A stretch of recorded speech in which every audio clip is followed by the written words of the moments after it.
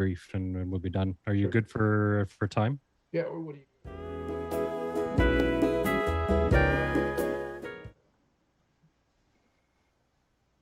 All right, welcome to the Golf Podcast Live, brought to you by FanDuel, our new affiliate partner. I'm your host, Rafael Kalamat, alongside Michael Bleackley. Lots to talk about today. Champions Tour in Hawaii, PGA Tour in California, LPGA in Florida, top 10 funny and embarrassing golf stories with a top 10 list. But before we get started, we've got a very special guest. He is the six-time World Long Drive champion. He's also a pharmacist, specializing in doping control, TPI certified instructor, considered the GOAT in distance when it comes to 40 titles. Like that's incredible. 40 titles. Welcome to the show, Jason Zuback. Thank you very much, Rafael and Mike. Pleasure to be with you guys today, and hopefully we'll have some good content and fun stuff to discuss. Absolutely. Thanks for coming.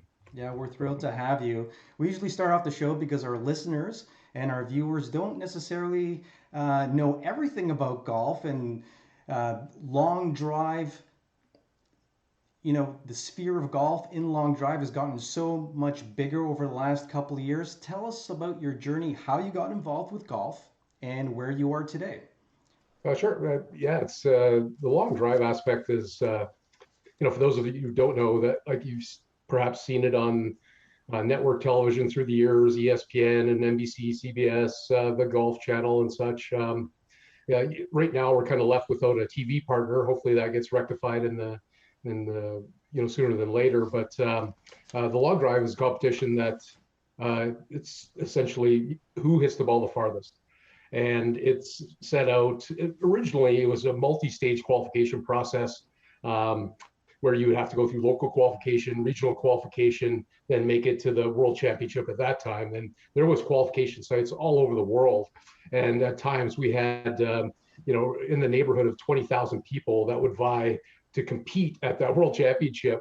Wow. And then once you made it to it had been in Las Vegas, then in Mesquite, Nevada, and then in Oklahoma, at the WinStar Resort Hotel Casino the last few years, and now it's moved back to Mesquite, Nevada. But this competition, generally it's 6 chances, and your longest counts. It has to stay within the defined boundary. So it's generally about 50 yards wide. In the early days, it was narrower, like 40 yards wide, and it's expanded to almost 80 yards at times as well. And you get 6 tries. Your longest ball that lands in play stays in play, and you just have to keep advancing through the rounds.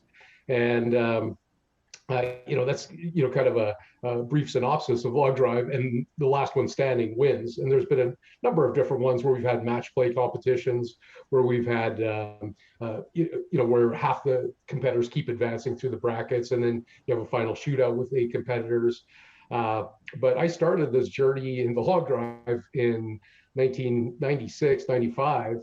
Way back, long time ago. And I originally started in golf regularly, playing as a junior in Lethbridge. Started with my father, that introduced me to the game, and really gravitated towards the power aspect. I'd rather, hit a bunch of 300-yard drives when I was young than shoot a good score at times, right? So I was really enthralled by distance and kind of whatever. I played a wide variety of sports, slap shot in hockey, tried to run the fastest, jump the highest, maybe didn't have the physical attributes to do a lot of those things, but it was always these power elements in sport that really attracted me. Throwing the baseball, hitting a baseball, tennis serve, hitting a tennis forehand, and golf was in that wheelhouse as well, trying to drive as far as I can. First time I made it to the championship in 1996, I won the whole thing. And up until that point, there's a big accumulation of guys and people that have been in for years, and that was kind of unheard of, that you just show up one year and win it. It's usually established guys that know the format, that paid their dues. And in 1997, I came back and they said, well, this little Canadian guy, he just got lucky. And the next year, I won the whole thing again, and then won again in 1998, and again in 99, so 4 in a row. And then I lost by 1 yard in 2000 to a big Swedish fellow, Victor Johansson. and that was the 4 in a row. And then on my 10th anniversary, won my 5th title in the Open division, which is open to everybody. And then in 2015, in my first crack at what they call the senior division or the champions division, it's had a number of different names, but in that division, over 45 years of age, I won that title in my first crack. So 6 titles total in 20 years of competing. So it's been a pretty good percentage for myself winning, but it's been a lot of work and a lot of sacrifice in between, and it's been amazing because it's taken me all over the world to do exhibitions and clinics and represent great brands like the Titleist brand, the Pinnacle brand, Cobra brand, Crank golf clubs, Puma brand. So many through the years that have given me the opportunity and to travel the world and display my talent, and also display for the sport. To promote the sport, promote golf in general, because sometimes people, they may not aspire to be the best player, but they enjoy the game, and maybe this little element can get them hooked on the game and keep them going and enjoy golf for a lifetime. And if they want to hit it far and they want to participate in any of the divisions, Open, the senior, the women's division, and there's a place for everyone, and it's certainly been a big part of my life, and I've enjoyed the ride. It's a pretty amazing ride, because I remember watching some of your competitions back in the day, and while researching you this past week, I came across an old CBC spot, that followed you around, and it's pretty cool. But I just want to read a couple quick bullet points here from your long list of accomplishments, and for fun, longest drive in competition, 463 yards. Longest drive witnessed on a golf course, 520 yards. And this one's fun. Driving it down the runway, 714.1 yards. Kind of makes you think of Don Johnson schooling tin cup, back in the day. So, and your ball speed, 223.7 miles an hour. And I believe, this is the roadmap for what we're seeing now with, Kyle Berkshire getting a lot of popularity, and Bryson DeChambeau jumping over and competing in the long drive things, and maybe that's going to help your TV spot, in the future, seeing some of the PGA pros come over. But I think what a lot of people will be curious about is the rest of your game. What's your short game like? What is your if you're going out to play 18 holes? What's your score? What do you keep a handicap? Can you share us a little bit about that? Well, sure. Obviously, when you're trying to concentrate on hitting the golf ball as far as possible, if you're trying to be the best in the world at it, there's a finite amount of time that you can devote to the finer elements of golf, the putting, the chipping, distance control, trajectory control, the things we need to play really well. Mm-hmm. I grew up playing like a junior high-level tournaments, Alberta Junior and such through the years, and Alberta Amateur through the years. And so my playing background is pretty good, and I really enjoy the game.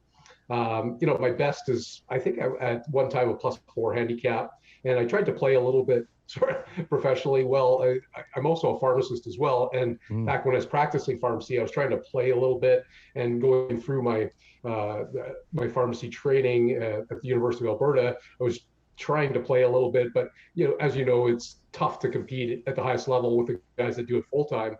But a number of times I've qualified. Monday qualified for the Canadian Tour, played in the by.com back here was the Calgary event and such. So my playing, I wouldn't say I'm an exceptional player, but I can hold my own. Nowadays, back a few years ago when I was playing a lot more, if I play well, I'd shoot pretty, I could get it, 3, 4, 5, 6, 7 under. And then if I didn't play so well, it'd be a few over, depending on the, how many strokes I'm donating. But I would say like about a scratch handicap now, and those days where things are working well, I can play well and not. But probably where I struggle the most is my short game. I worked on it when I was younger so much, but just distance control a little bit as well. Some of the finite, or the touch shots, the chipping, the pitching. not, I was always being a good green reader, but again, if you're not practicing putting all the time, if you're not practicing the short game, the recovery, it makes it tough. So that's where I struggle a little bit in the distance control. And we see Kyle Berkshire, the current PLDA world champion. He's trying to play a little bit now, and it is difficult when you're pushing that max speed button down all the time, and then you're also trying to play the game, because we don't operate at 100% with the irons, generally the wedges, around the green. So it's tough to throttle that back and just have that consistency of trajectory, spin, velocity coming off the irons as well to be able to hit close approach shots, as well as have that feel and touch around the greens. Oh, absolutely. I think there's a big misconception with long driving. Now it's becoming more mainstream, or we're seeing, Bryson getting into the game, and because he has such a big following, I think last year's World Long Drive Championships got a lot of views, and the Golf Channel even covering it as much as they did. What's your take on Kyle and Bryson? Because you are an entertainer after all. I mean, that's why you went on the Late Show with Craig Kilborn. I don't know if anybody remembers that, but that Mike mentioned that CBC piece you did with Tom Alderman, who was really great at his documentaries. Kind of growing up watching him on television, and getting into the Guinness Book of World Records. That's pretty amazing accomplishments. But what's your take on Kyle and Bryson, and where the sport is kind of heading and where it's at? Yeah, it's interesting. Just to comment on Bryson, it was interesting that I was thinking back on the circumstances where we, in prior years, a long time ago, we used to invite the guys that were on the top of the driving distance to come out and compete at the World Long Drive Championship, and virtually no one ever did it, just because of the risk to if they're known as the longest hitter on tour, close to the longest hitter on tour, to come to the World Championship, because it's sort of a different animal back then, and it is now to a certain degree, that it was potentially a big hit to somebody that, to get blown, the doors blown off at the World Championship. And in fact, I think it was 1999, Rory Sabatini, he was, I think, number 2 or 3 on the driving distance at the time on the PGA Tour. We invited him out. He came out, and he had a lot of balls in the grid, but I remember he was paired up with me, and I think I got him by 50, 60 yards in the one set. Nice. And, but, so we haven't had a lot of players from the PGA come and, kind of dip their toe into long drive. If we take, kind of a snapshot way back when, the long drive was actually paired with the PGA Championship, and a lot of the pros would hit, and there would be the long drive specialist, and it was more of an even sort of mix way back when, in the 70s time frame. That's when there was more of that sort of cohesiveness between the tour and the long drive professionals. But as time went on, those two paths diverged quite a bit, and not a lot of guys from the tour coming out. But Bryson coming out this last year was amazing for the sport, because he attracted so much attention, to what's going on. And people thought, he's got no chance. And then I wrote a couple pieces, and I said, he's got a really good chance of making the top 16. He's got a good chance of making the final 8, because he's got good speed, but he can control his golf ball, hit little draws, little fades, up, down, control the trajectory, control the spin rate. So I said he potentially could do quite well for someone, and I think it's been excellent that he came into the long drive, and he's actually now invested into the Professional Long Drivers Association in itself as one of the governing bodies that he is invested in. So he's going to be more to the forefront, I think, going forward with long drive stuff. And it was awesome to see him out. Unfortunately, it wasn't on TV, but the YouTube views were exceptional. And then the Golf Channel sent a crew out to cover him, and it was exciting. And if anybody has the chance, you can go to the PLDA World Championship 2021. You can look at it and you can see how excited Bryson was, and it's probably some of the happier times that I've seen him around the game of golf in the last couple of years. Like he really enjoyed it. Yeah. He was pumped to be there. He did really well, and he was excited. And he fed off the adrenaline of the crowd and of the other competitors, and he genuinely enjoys it. And it's been excellent for the game, and hopefully continue some of the momentum going forward in 2022 with the events, and then building to the apex of the Professional Long Driver Association calendar with their World Championship. He definitely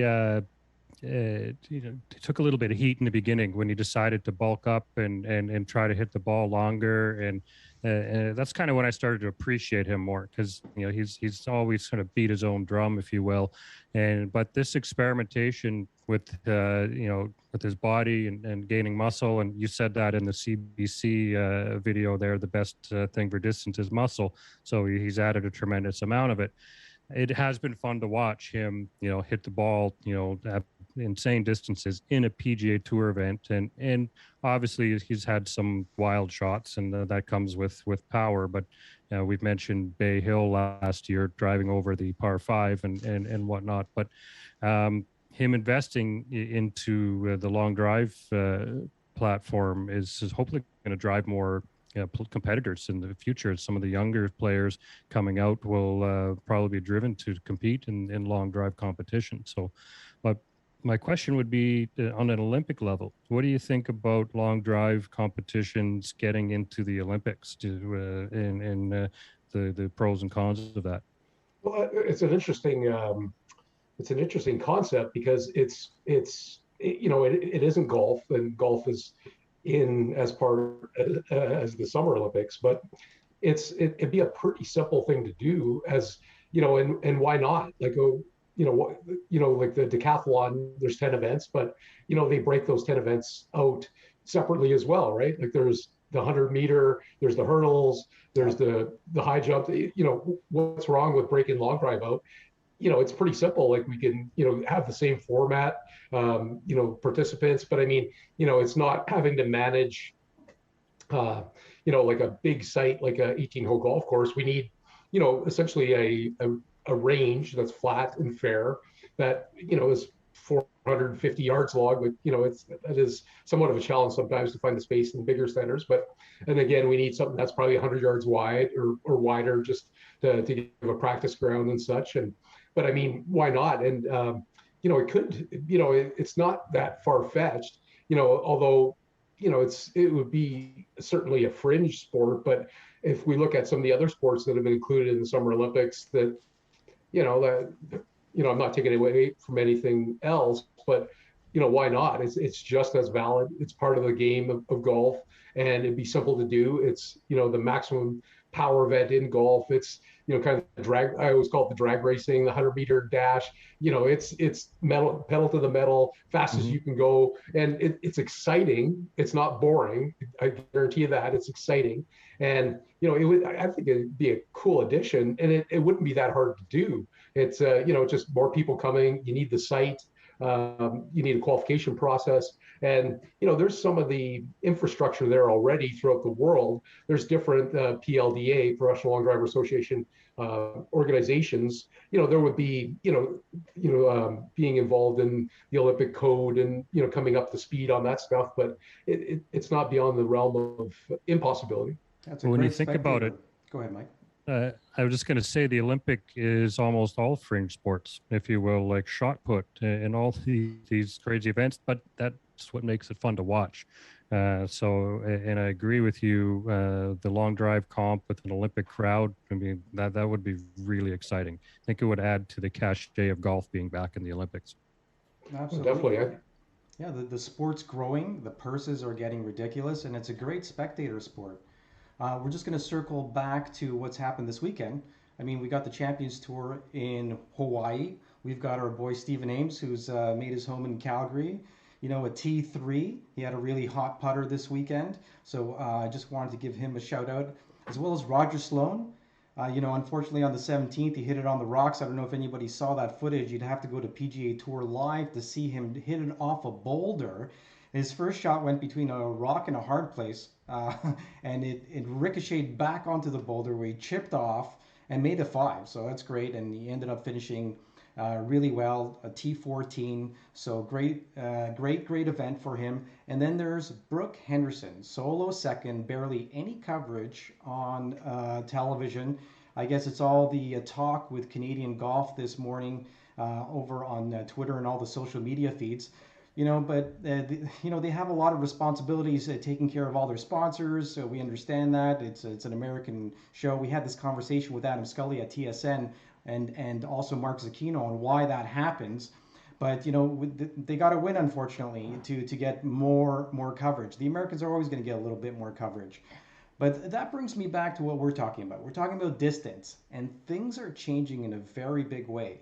On tour, you're starting to see, because of all the technology that's available, the distance these guys are getting.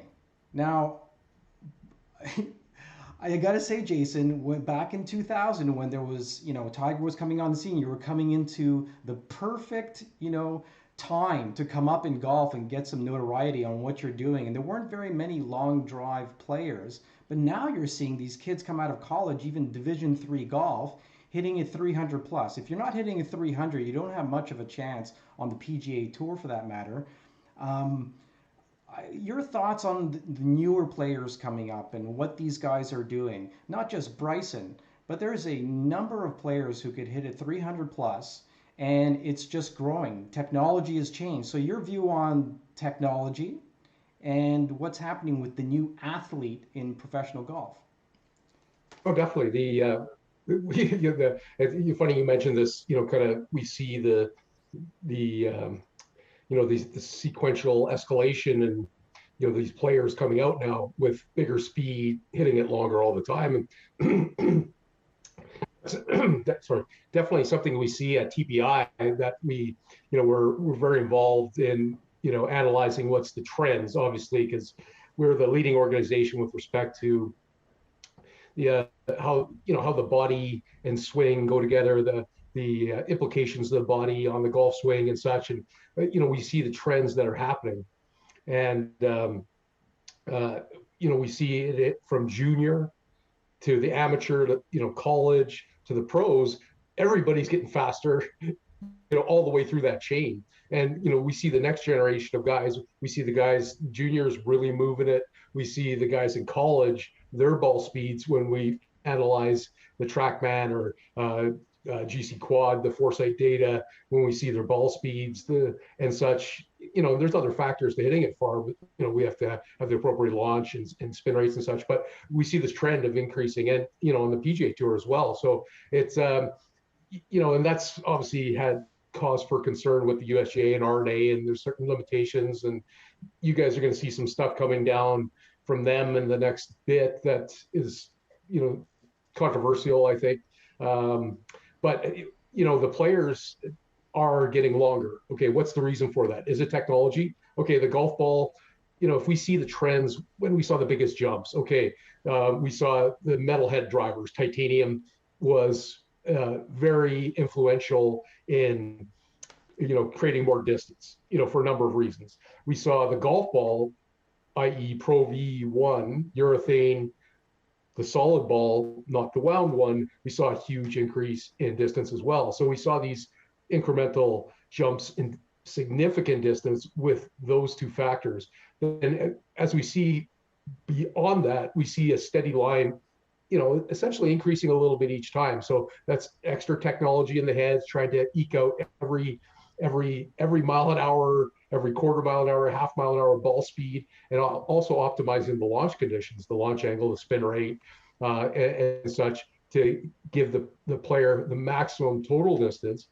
And also we see evolution in the athlete, where, if we look back even 20 years ago, lifting weights, strength training, power training, speed training, mobility, these things were, not very coveted or explored with respect to golf. Other sports, track and field, it's always been a mainstay, and football and hockey to a certain degree, and baseball to a degree. But we saw golf was sort of left behind. But we see this generation of golfer athletes now and the technology that we have as well is massive. Way back when I started, we didn't have TrackMan. We didn't have a GC quad that could tell us this data that's hugely important to optimize all the way through the bag. And we didn't have the availability of all the different analysis that we have now. We can analyze the body in 3 dimensions, what it's doing. We can analyze the ground forces, what's happening. And also all the sports medicine or the sports conditioning data that we have now, and performance data that has come out in the last 20 years, and it's readily available on the internet, that we see these super athletes coming to golf. So are we going to, if things stayed the same, we just see the players hitting it a little bit farther each time because they're creating big speed. Bryson, he went, he was kind of in that one, a few years ago, 176 mile an hour, 174 kind of average. And then, last couple of years, he's been, well into the 90s, getting to, 200 on course even. So that's huge with respect to, total distance. And we see the trend going up and up as well. Every year we see that trend increasing with ball speed and that optimization of launch and spin. And, you comment on Bryson, he saw an area where he can exploit, by him doing the strength training, doing some mobility work, changing his technique with Chris Como, changing his equipment to better be optimized with what he's doing now versus what he did then. Revamping his launch conditions. We saw this huge distance increase, and he saw a huge benefit, especially stroking off the tee, and kind of ratchet that down. Overall better scoring and better performance, i.e. wins. And he saw this and he exploited the vectors that were relevant to him. But I see that trend keep on increasing, but equipment is important, but also, as you mentioned, the new golfer athlete as well. I think the technology, it's going to never end, and, we all know about the driver shaft limitations and whatnot. And my thought is the power hitters are going to figure out a way to squeeze yards out of their game no matter what, if their shaft is shorter or not. But we're recently seeing carbon fiber coming into the face technology, and it's been in the game for a little while. My iron shafts are made of carbon fiber and they're great, but now TaylorMade's released their driver, and so let's see where this goes now. And you have a role with Cobra, and you consult them on low degree drivers. Does Cobra have any materials? I mean, can you talk about what Cobra has in the pipeline? Definitely.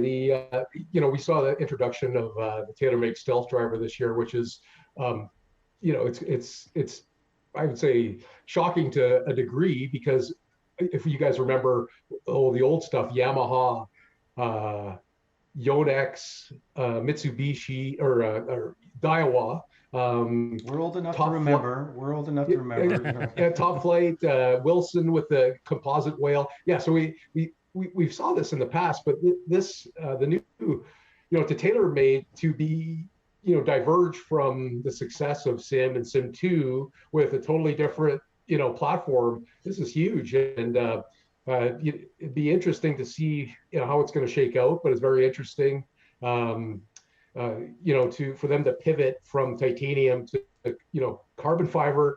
That's really substantial. And, people think, oh, it's just another introduction, but this is really significant, because if you think about the R&D, the time, the money spent on Sim 2, it's huge. And, to going off in a different path, they've made a calculated gamble to a degree, I guess. But with Cobra, yes, for the last couple of years, I've been consulting on driver development and distance optimization, performance, on the high ball speed side, the low loft specialization. And we have a new driver this year as well. It's kind of revisiting the LTD limited, longest total distance kind of platform brand. And we've got 3 drivers in that line. And what we try to do is, have the high, we have demanding players. We've got Bryson DeChambeau, very demanding. he wants the best thing in his hands, the driver that's going to go absolutely the longest and absolutely the straightest. So is it difficult to do that? Absolutely. But he pushes the envelope, he pushes Cobra to explore the envelope of, what we can do with the driver head. So we've tried to build one of the best drivers that we come with in the last number of years, the LTD, and there's a number of different ones in the line, but again, real high ball speed coming off the face, low spin, optimal trajectory. The three different models kind of fit three different players, but a lot of different technology built into this one, and it sounds really great performance. And Bryson, he loved it initially, and I think he's enjoying it. And Kyle Berkshire as well. We want to give Kyle the best tool in his hands to perform at the highest level at the World Long Drive Championship or in long drive, and on the golf course when he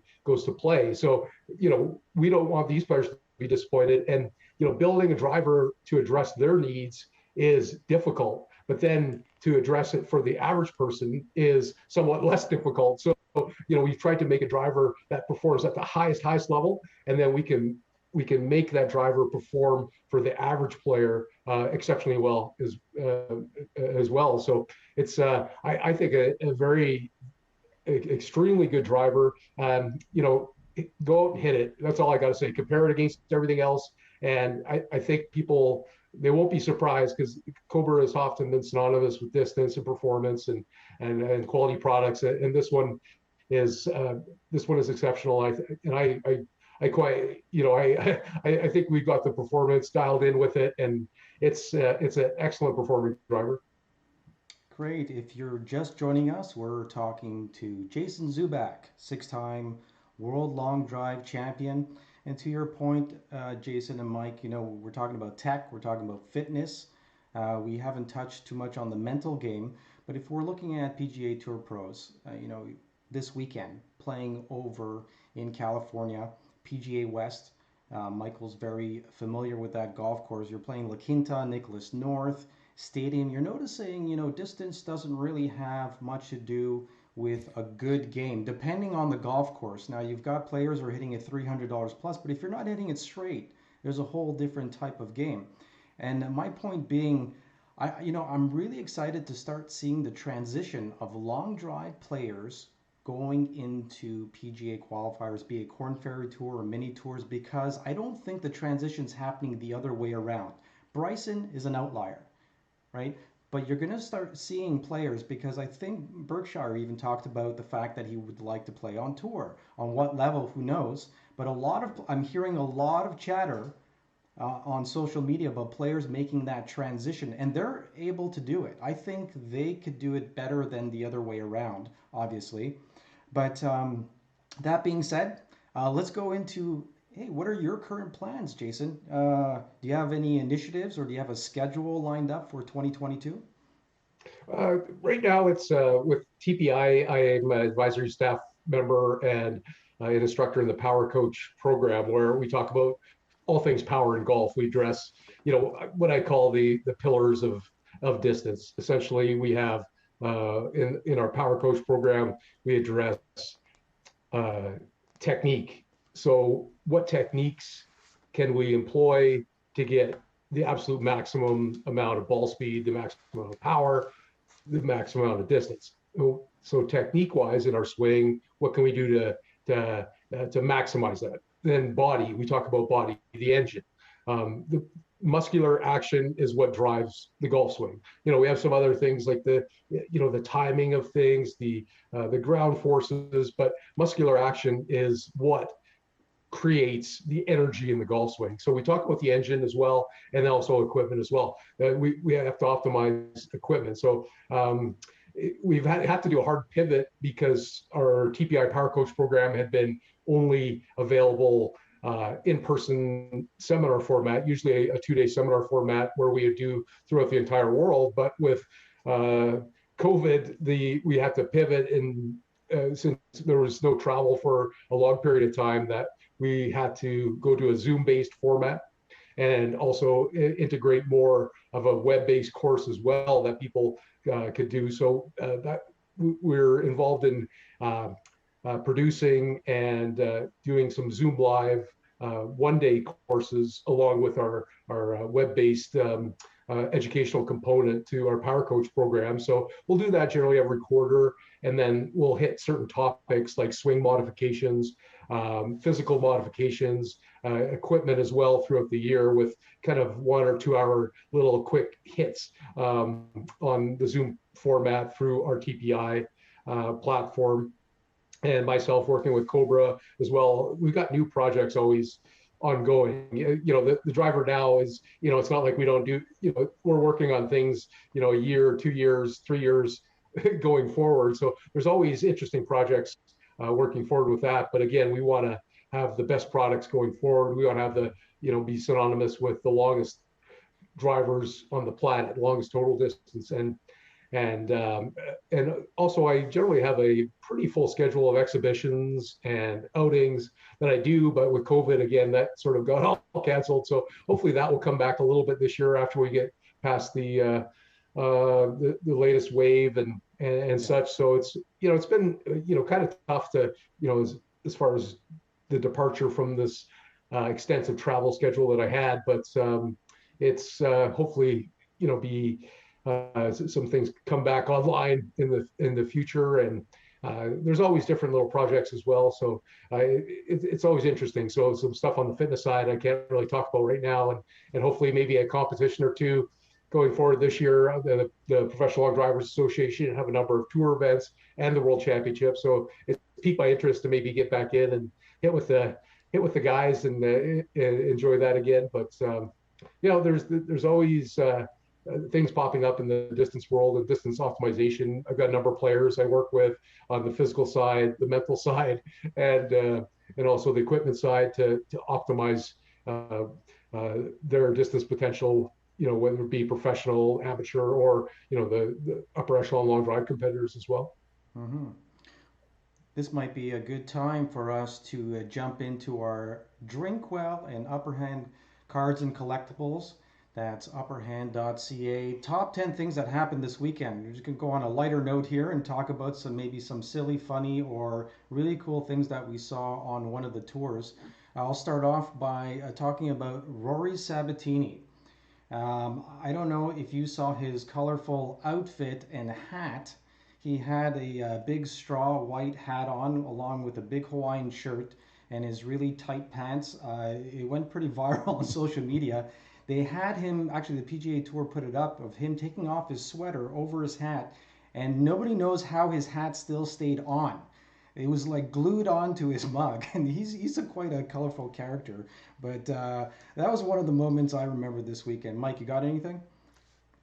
Well, probably the mechanic, winning in the playoffs stands out. I mean, he's just such a character. He's smoking cigars. He's doesn't really look like the pillar of fitness, but he's a hell of a golfer, and he made a big putt to get into the playoff and capitalized on Alker not making that birdie when he should have on the first playoff hole. That he's always a character to watch. Absolutely. How about you, Jason? Did you catch any golf this weekend? Anything stand out? I tried to catch everything. Thomas Pieters winning the DP World Tour event in Abu Dhabi. Oh yeah. That was good. He's got a great golf swing, and I've always been a fan of his. The beautiful action, and when he puts it together, and it seems he made the equipment change to Titleist. It looks like he's got Titleist throughout the whole bag, and it's working well for him, and good win for him there. I watched the LPGA as well, and I saw Brooke way up on the leaderboard, and I kept on looking for her, and I couldn't find her, and they showed her, I think, on 17 and maybe 18, so just maybe a few seconds of coverage max, right? And I felt a little shortchanged as a Canadian that she's an exciting player to watch. She's got a great swing. She hits it long. She's a great player. And I was just a little bit disappointed I didn't see a little bit more of her on the broadcast. It was great to see Stephen. I call Stephen Ames a friend of mine that I've known him for many, many years, and he's really enjoying life on the Champions Tour. And he was contending pretty much the whole weekend, and hit the ball great, and a great finish for him. And I couldn't be happier for him. And it was a nice kind of well-rounded weekend with some great golf, and then in the desert the guys, and John Rahm, he had some choice words for kind of the course setup. Yes. I think you can Google it. And there was that went viral as well with that video talking about it being a putting contest, to paraphrase it lightly. But that was interesting. I want to give a big shout out to our 10 Canadians who played on tour this week. And a lot of people don't realize how many guys we've got trying week in, week out on all the tours. So you got obviously Mike Weir. Everybody knows who he is. He started off out in Hawaii, did really well. Stephen Ames, Adam Hadwin, Roger Sloan, Corey Connors, Nick Taylor, Adam Svensson, Michael Glickich, Taylor Pendrith, and of course, like you mentioned, Jason, Brooke Henderson. Anything else, Mike?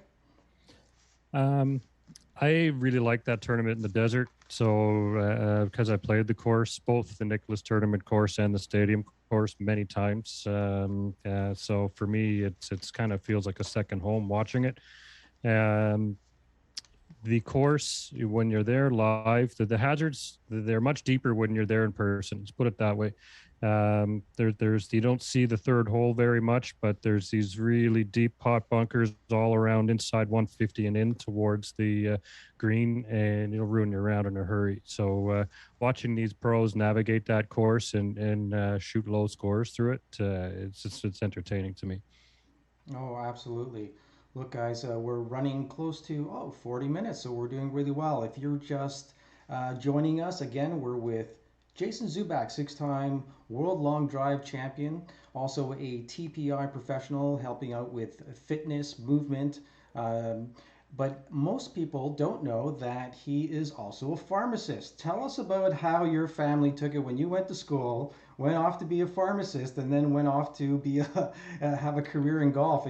There must have been a lot of grind to get your career going in golf, it being so early in the game. So tell us about that journey, being a pharmacist and then becoming a professional long drive golfer.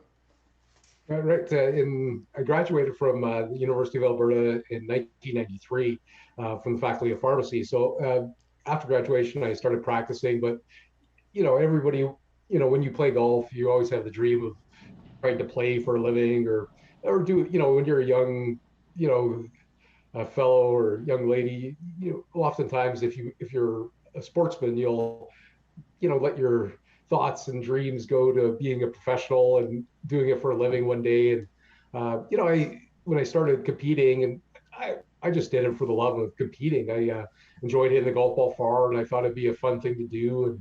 And I originally wanted to play for a living. That would be better, in my opinion. But I thought, this long drive stuff, it's fun and it's exciting, and I love all the associated things you have to do to be good at long drive, with the physical training and the mental preparation, and obviously the range time that you need to spend, and the speed training, and all these things that you need to do to be to be good at it. So I really enjoyed that aspect, and my body was pretty durable because I could hit hundreds and hundreds of balls and not break down. And but yeah, my mom wasn't too impressed that at one time I had to depart from my pharmacy career to do my schedule just got so busy with exhibitions and outings and corporate events and charity events and such that I just couldn't manage a full-time job or even a part-time pharmacy job and doing the long drive full-time. So it was a difficult decision, but luckily I had a lot of success in the long drive early. My first time making it to the championship, winning the whole thing, then winning again. So there was a lot of traction there with all the wins and the coverage at the time on TV, and back then no internet, so it was magazines. So I had a lot of exposure, and it was difficult, but trying to make a business model with that, and to get some sponsorship, and then winning championships, obviously, and winning events, just like tour, provides some financial resources, and then doing corporate events and such. So you have to hustle pretty good to eke out a living. But it was a fun time, and that departure was tough. But it's I switch gears now to more instruction, player development, player maximization, consulting, and apart from competing for a living. So it's kind of changed again. But there's I do love the pharmacy element, and I love chemistry. I love healthcare. I love helping people, and I've been doing a little work and with all the things that are going on nowadays, just to promote healthcare and health within the context of our current environment. Well, that's a great natural segue into the nutrition side of things. And I know we talked a little bit before the show about doping in golf, but maybe can you elaborate on proper nutrition, what golfers could be doing to, what should they be drinking for before and after and during a round, and, tap into your pharmaceutical background with that, because I know you're a wealth of information there. Right. So a hot dog and a beer at the turn isn't optimal nutrition. Tastes good. Yeah, that's pretty good. Funny story. I was playing with a good buddy of mine. His name Jason Mann, and he's involved in the energy sector here in Calgary, and we played a lot of golf together. And we're playing at a course called Cottonwood. It's part of the Windmill Group now, and so one of our courses here. A nice layout in the river valley. And I was 7 under going into number 9, and I hit a really nice drive just in front of the water, and I proceeded to my next one. I laid the sod over and chunked it in the water, made a bogey there, and my buddy Jason, he says to me, "What? You're playing so well. You're hitting all your wedges close. Like what?" Yeah, I think it was about 110 yards, perfect sort of little back off lob wedge. Maybe. Go 8 under at the turn. And he's like, "What are you thinking?" I'm like, "I couldn't decide to get a hamburger or a hot dog at the turn." So it relates to the nutrition side. So on course, obviously we see all the guys, they're eating protein bars, they're making, they take food with them on the course, nutritionally sound alternatives. It depends. Like when we're on the course, obviously, hydration is hugely important. If we're dehydrated, it's gonna affect our performance negatively. So we have to stay hydrated. And how do we stay hydrated? Generally, water, different Gatorade, like sports drinks to provide the electrolytes in there. But water with just a pinch of like Himalayan sea salt in there is generally enough to keep us going. And drink frequently throughout the round as well. We just don't need to take a liter down at the turn and maybe a couple sips. But if you see what the guys on tour do, it's a solid, continuous consumption of water. Or they have some of the guys use different hydration formulas and such. But for the average person, a jug of water, a bottle of water with just a pinch of Himalayan sea salt in there, mix it up, and that's a reasonable hydration solution. And then also, if you think about it, how long's a golf round for you guys? Like, 5 hours, maybe a little bit less, 4.5, maybe a little bit longer, 5.5, whatever. But like, if you don't have anything to eat over those 5 hours, there's a chance that, we're not going to have optimum performance as far as, having a stable blood sugar, having enough energy, and also not only the muscles, but also the mind. The mind needs to be fueled as well. So to have, some snacks throughout the course of the round, some guys will take, peanut butter jelly sandwiches on tour, with them, eat half of it, 6 holes in, another 6 holes. Other guys will opt for, what we don't want is, big sugary snacks that dump a lot of sugar into the system at one time, because it causes our blood sugar to spike. And, it generally isn't the best choice to have a nice even energy. So usually, like if we think about, protein, fat, fiber, some nuts, trail mix, different, we need some protein, usually a little bit of fat and fiber, and that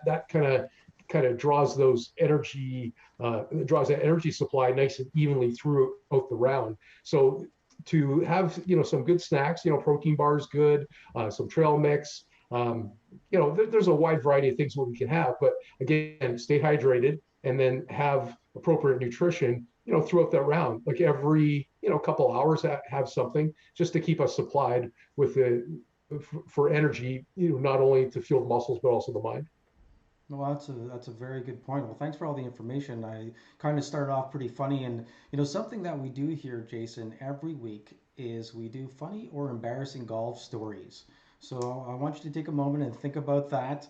I'll start off by going back to 2007 when I was part of CJAD 800 AM. I used to be an assistant professional at the Royal Montreal Golf Club, and in 2007 we had the President's Cup. We had a opening press conference over at the club on a Monday, I believe. And after the press conference, we went out to have some food at the club.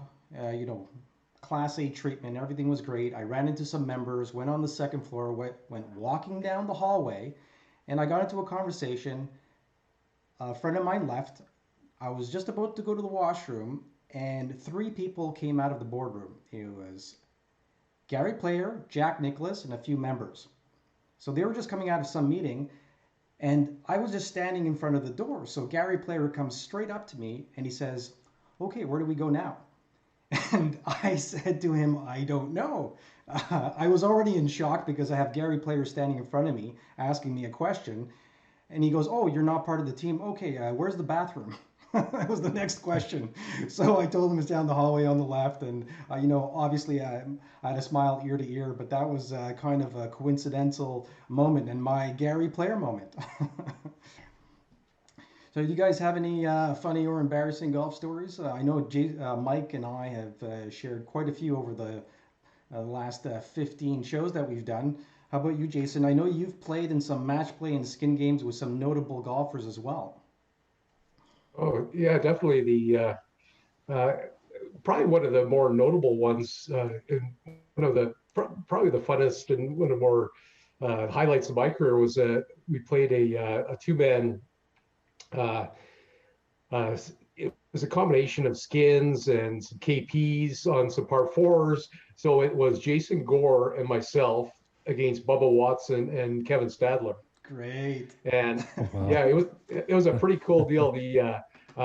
So 2 big hitters, Bubba and at the time Jason Gore was playing really well on the tour, and Kevin Stadler again, another standout on the tour. And Albertsons put up $1 million to it was a combination of the skins and the KPs, but if your team didn't play well, your charities could have got 0, and we didn't get any of that money. It was all for the charities. So I played for I think Big Brothers and Big Sisters. Jason Gore had Special Olympics, and then Bubba had so 4 really great charities. And that was one of the cooler ones. And on the one hole, it was a par 5, and I just unleashed one right down the middle. It was like 420 yards, and then I hit the.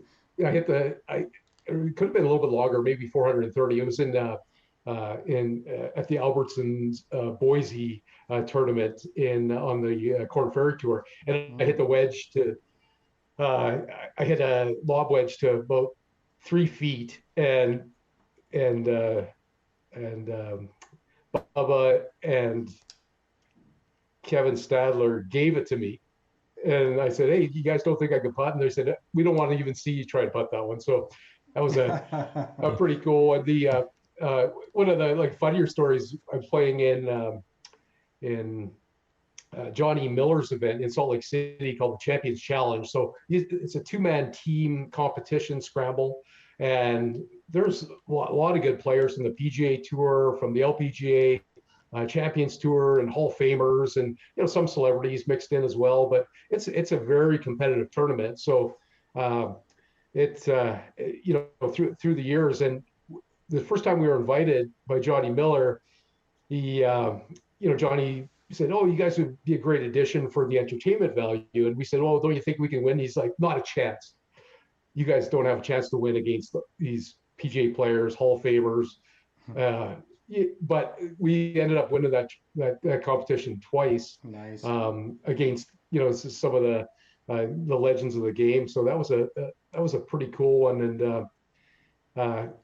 on the one hole, I remember Gary Player and his partner were playing in front of us, and it was 440 yards, and it's in Salt Lake City, so it's elevation, not much wind. I drove the green, and those guys were putting out. So I walked up there and I apologized profusely. I said, "Mr. Player, I'm so sorry. I didn't think I could actually hit it that far, and I didn't mean to." And there was a huge gallery around, and he puts his arm around me and he goes, "Ladies and gentlemen, this man is not human." He got a pretty good chuckle, but throughout the years, there's been some pretty amazing stuff. To travel to see, the old course to Japan, to China, to all over the world, and some of these specialty events like the Scramble and the Champions Challenge, and throughout the things, it's been a pretty cool opportunity to pair up with the LPGA Champions Tour and the PGA Tour players at times. Well, how about that Pinnacle World Challenge or World Tour? I saw a few clips of. I remember the commercials from back in the day too. You're hitting balls at the Eiffel Tower and all kinds of spots. Yeah. Run us through that, what that experience was like, because it's a pretty neat segment to watch. Yeah, originally the ad company came to Pinnacle with the idea that this Pinnacle will drive across America. That was the first one, and the thought was, okay, so Jason hits it really far. He's this long drive champion, and we're going to hit a golf ball all across America. And at the time, it was actually cheaper to do it on site at all the sites that they had proposed than to do it in a green screen. So the first site with the Pinnacle Drive Across America was at the top of the Empire State Building. So we actually went to the absolute top of the Empire State Building, as far as you can go humanly, and actually stand there and swing a golf club. So there's a deck above the normal observation deck, that the highest point, and you could go and look over New York City. We went to this next deck, but again, it's a metal grate floor to it, so it's not particularly great and it was around American Thanksgiving, so in November, and it was dead calm on the ground level. But when you get at the top of the Empire State Building, it's blowing 80 miles an hour, and it's probably below zero. So it was crazy, like cold, and I couldn't feel my hands. And I'm like, I've got about 6 swings for you guys. I felt really uncomfortable, swinging. And what they wanted me to do is tee it up and swing as hard as I could. Don't hit the ball because there's liability issues, right? Yeah. And just make it look like you hit it. So we did that, and then at the top of the Empire State Building, we did it outside a diner in New Jersey, then in Las Vegas at this tiny little hotel, and then in a couple of the sites were sort of combined. Then one was in a swimming pool in I think San Antonio, Texas, and the last one in that series concluded on the beach in California. So on the beach in California, I hit it, and it was kind of this going off into the distance, and then I won the championship the next year. So we continued to drive across the world, where the ball had landed on a boat, and so now I'm driving off this boat. So then I won the championship the next year again. So we had to continue this drive across the world campaign. So that was across from Big Ben and the Parliament Building in London. We actually shot, and there was an anarchist rally at the same time. So there was some stuff happening that was a little bit uncomfortable and such. Just give you a target. Yeah, exactly. But yeah, shooting on site in London was awesome, and then we caught the train to Paris, and we shot in front of the Eiffel Tower, and it was another great experience. And so that campaign was a pretty cool one, where it was not intended to go more than a year, but my success at Long Drive kind of necessitated a farther reach of that campaign. Yeah, that's very cool. Amazing.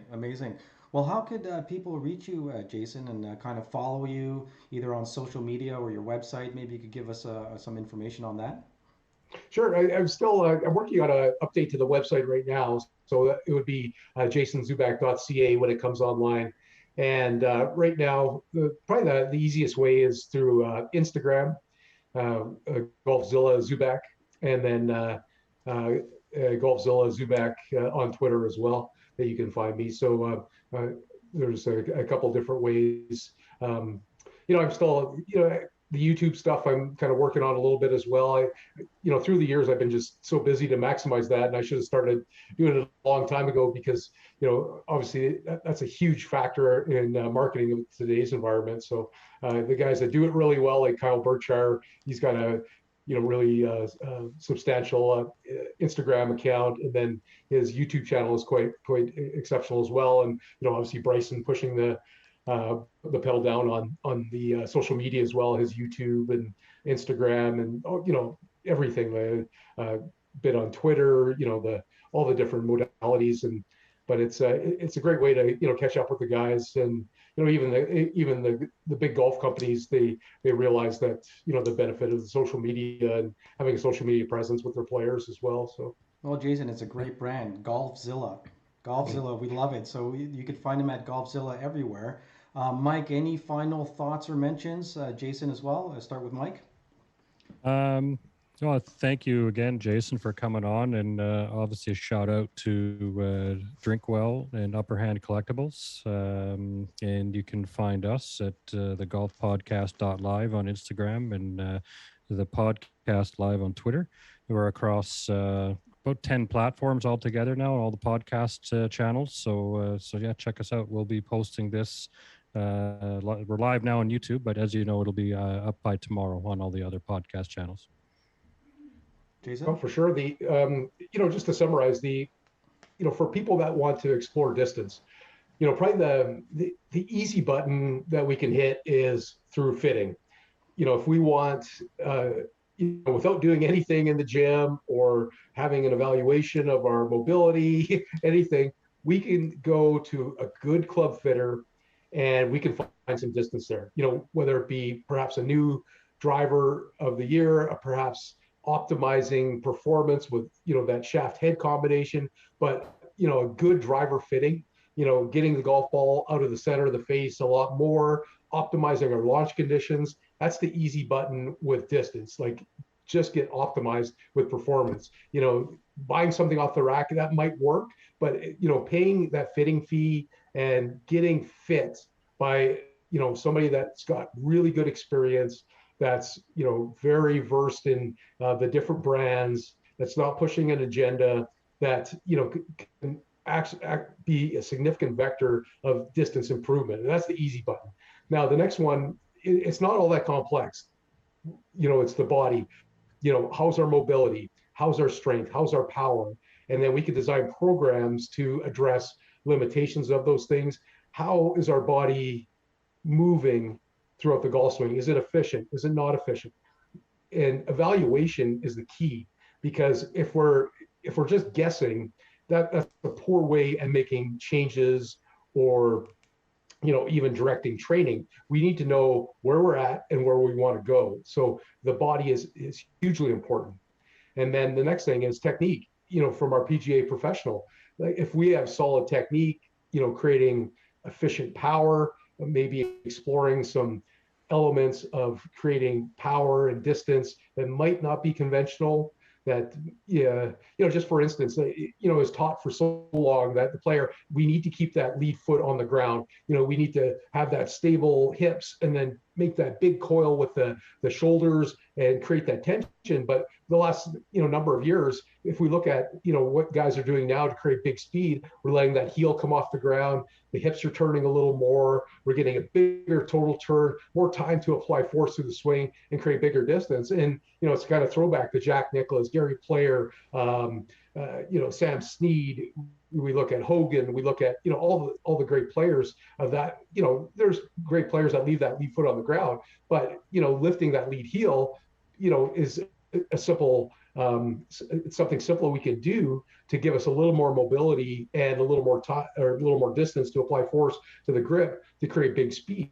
So little technique changes can be profound in creating distance. So we have the technique, we've got the body, we've got the equipment. They all come together to produce the best results. But again, a TPI professional in your area, you can search it through the website to have a physical evaluation. And a lot of our TPI professionals are golf professionals as well. There's ones on the physical side. There's TPI medical professionals. So whatever you need, there's a professional out there. Shout out to my friends at Cobra. Give Cobra a follow on the social media. Got some great products coming. The new driver is excellent in my opinion.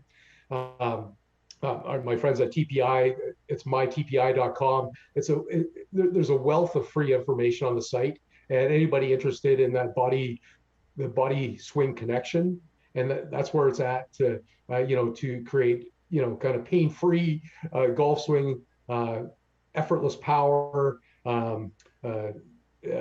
efficiency. We don't believe that there's one golf swing that should be taught. There's an infinite way to swing a club, but there's one right golf swing for you. And that's sort of the whole basis of our TPI philosophy. And then also maximization on these other parameters. But big shout out to Crank Golf. If you want to follow the long drive, the Professional Long Drivers Association, and Amateur Long Drive, ALD as well. That's another organization that's offering competitions on the amateur level, professional level, military level as well.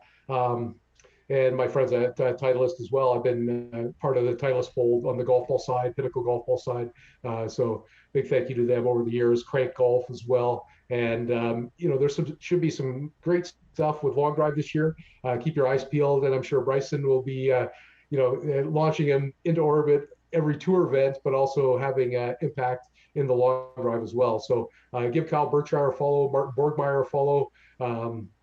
There's a whole host of some great content out there that you see some of the longest hitters in the world, and you can always pick up a few little tips, might help your game. Add a few more yards, never hurts.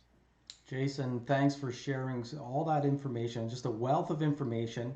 You guys have been listening to the Golf Podcast Live, brought to you by FanDuel, our new affiliate partner. Make sure you check out all the links because we're launching our FanDuel one and dones, as well as our best bets on FanDuel.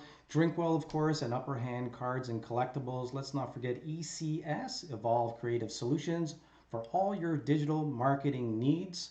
Man, this has been really great. Thanks for coming on. And join us next week as we talk to Len Matisse, the PGA Tour player, most infamously known for finishing second to Mike Weir at the Masters in 2003. Hope you could join us then. Again, thanks a lot, Jason. We'll see you on the golf course, hopefully, and maybe we'll get around it.